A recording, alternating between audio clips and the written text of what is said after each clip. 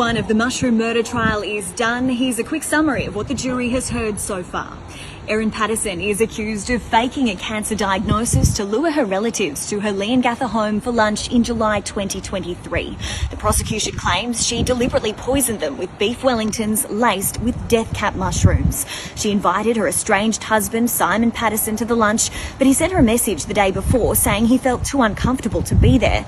She replied saying she was disappointed because she wanted it to be a special meal and she'd spent a small fortune on the food.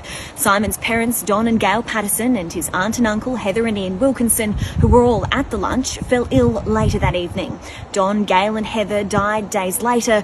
Ian survived after a lengthy hospital stay. The court has heard Erin served her own meal on a different coloured plate to her 4 guests, which prompted Heather Wilkinson to ask Simon if Erin was short on crockery. The prosecution claims Erin's meal wasn't poisoned and she feigned illness afterwards to cover up what she'd done. The defence doesn't dispute that Erin lied to police, telling them she didn't own a food dehydrator and hadn't foraged for mushrooms, but her lawyer said she did so because she panicked after her relatives fell ill from the meal she prepared and she never foraged for death cap mushrooms.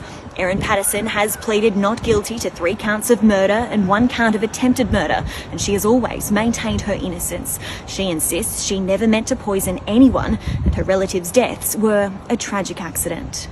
We will be back in Morwell on Monday morning when court resumes to bring you all the developments from week 2.